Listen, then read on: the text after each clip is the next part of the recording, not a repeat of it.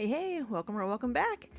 So, I thought I would do a quick video here because there has been some discussion in the comments of my previous video. How much did Amberlynn and Wifey spend on Vlogmas? About Amberlynn writing off the cost of the gift she purchased on her taxes.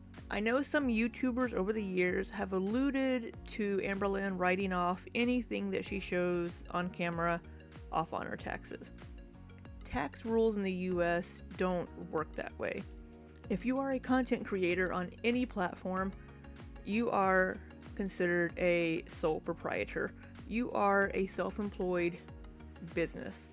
So the same rules apply to you as to other businesses.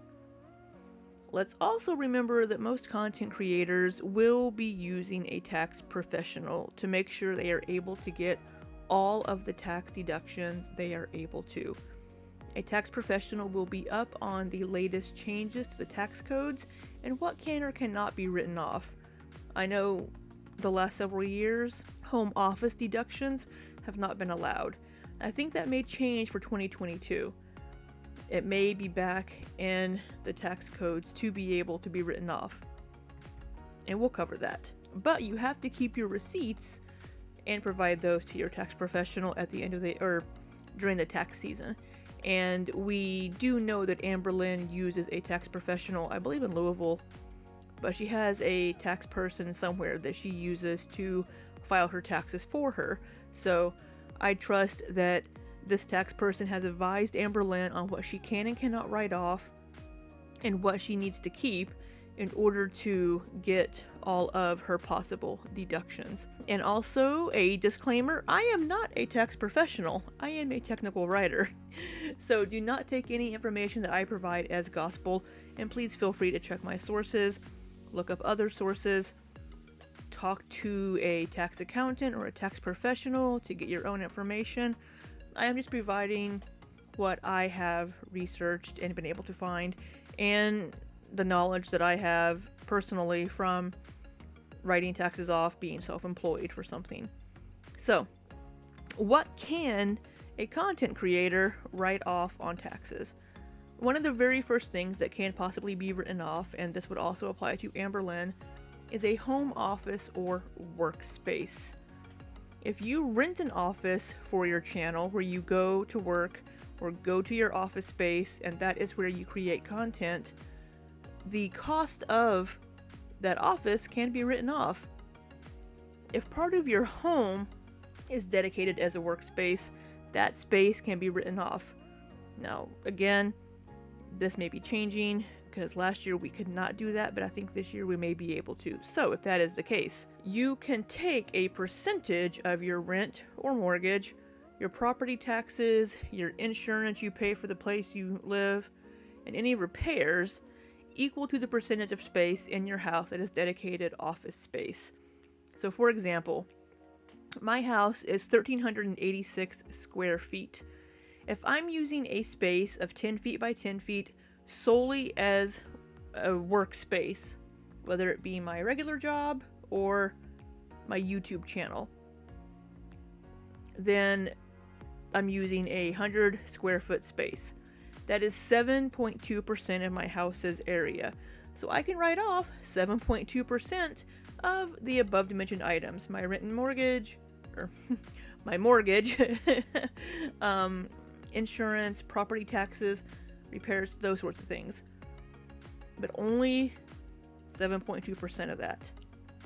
You can also write off a portion of your internet service and your cell phone service if you're using your cell phone as a business line as well as a personal line. You can write off a percentage of that. Your internet service, same thing.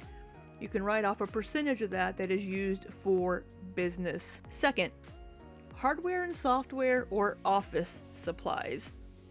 So any software or subscriptions or any hardware that you use for content can be written off.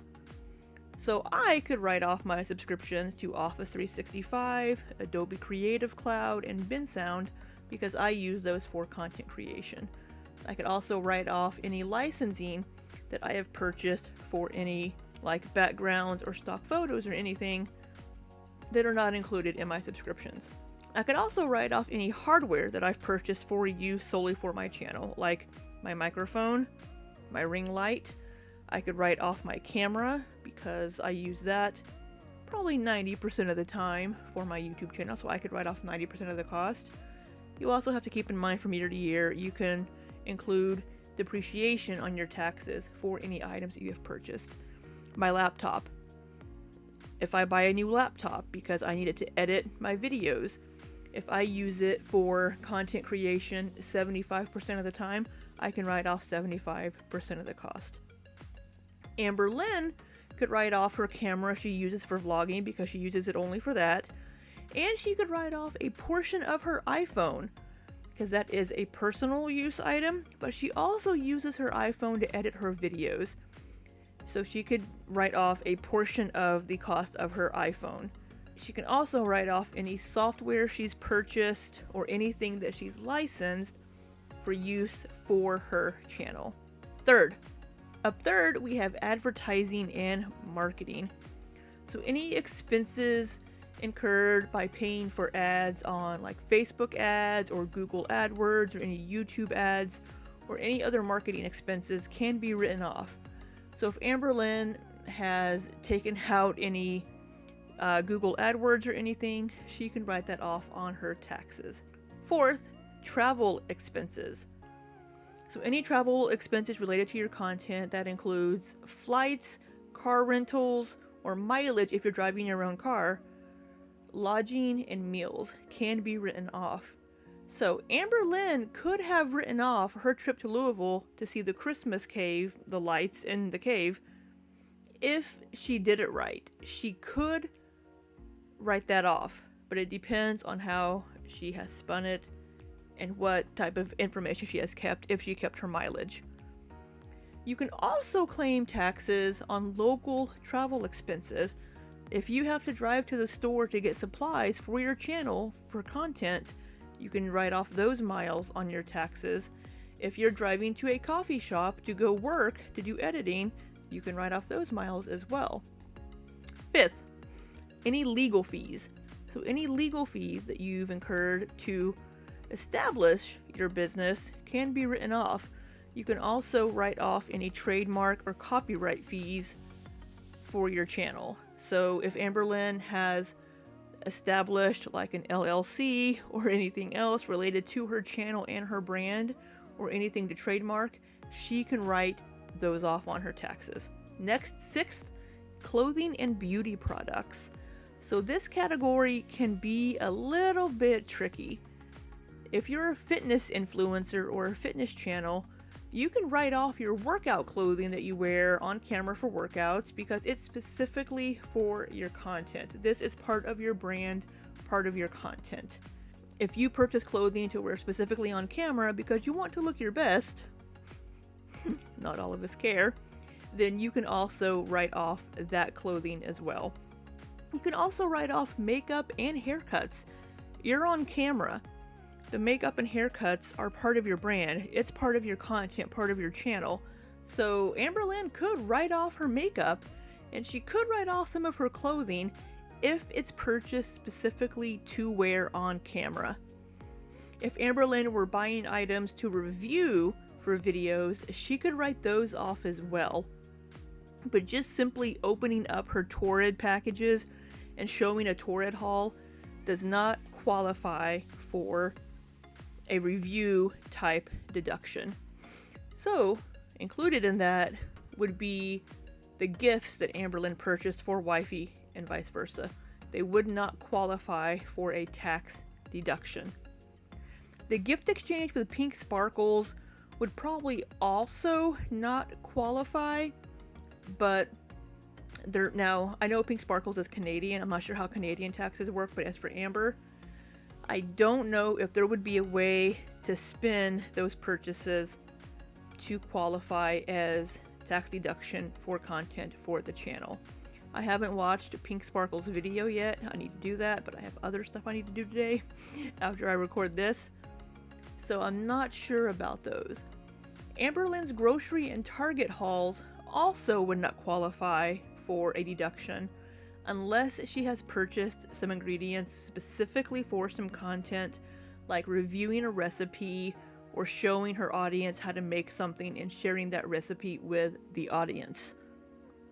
So, and as I mentioned, her torrid hauls may have some items if she purchased it specifically to wear on camera or to review an item. So you'll notice you'll sometimes see videos pop up titled like Yitty review or Fabletics review or trying candy from XX country.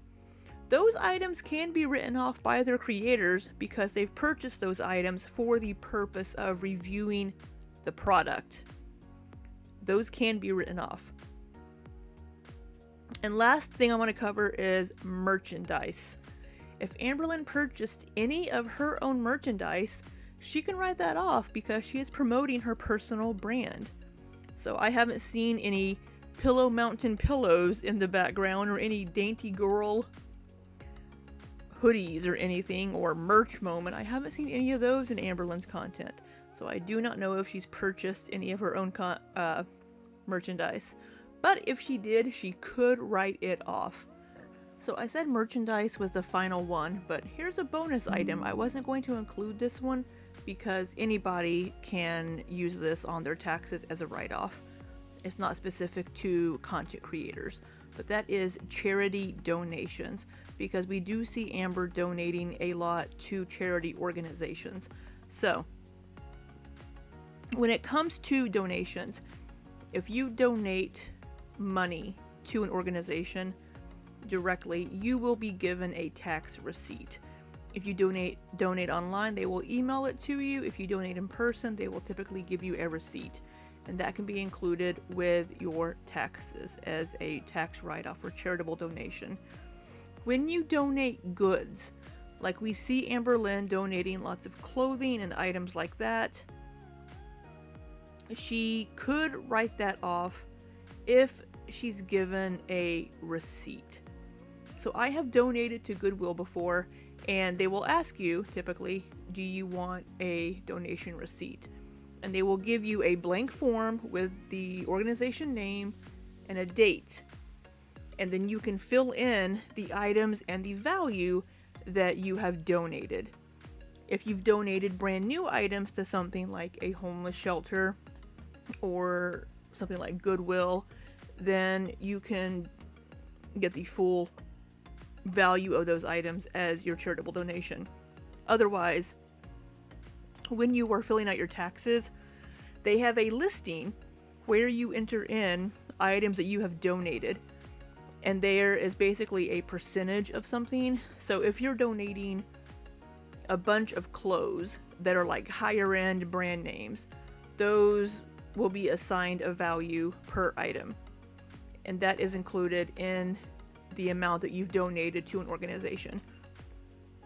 You can also enter in your own values for items if you know exactly how much they're worth, but it's a percentage. So I haven't seen Amberlynn get a donation receipt from Goodwill. Maybe she has some and she fills them out on her taxes. She may keep a separate type of donation receipt I'm not aware of, but if you are donating goods, you need to have written documentation if you're claiming it on your taxes. Because if you get audited and you cannot provide that information, then they may remove it from your tax write-offs. Now, you have to donate quite a bit of either goods or money to be able to get any kind of value really on your taxes. So whenever I donate, I do include it in my taxes. I don't donate enough each year because, hey, you can't afford it, to get a kickback, I guess, on my taxes. Like, oh, you donated $3,000 worth of stuff or, money. Let's give you a break on your taxes. No, it's more like, oh, $150 or $200 you've donated this year. Whatever. Thanks. We appreciate it. So I do not believe Amberlynn has been able to write off any of her item donations because I don't think she has a donation receipt. If she does have a donation receipt, then she could claim it on her taxes. So back to the original video for you. This is of course not an exhaustive list of what can be written off on your taxes, but these are some things that may pertain to Amberlynn when it comes to her tax deductions. I mean, there are many different things that you can write off on your taxes, and hiring a tax professional to help you with your taxes will provide you with more information because they usually have the latest tax codes and are more familiar with what can be written off and what can't be. So, all that being said, I hope this was helpful. If not, I'm sorry. But that's all I have for you this time. And until next time, be safe and take care.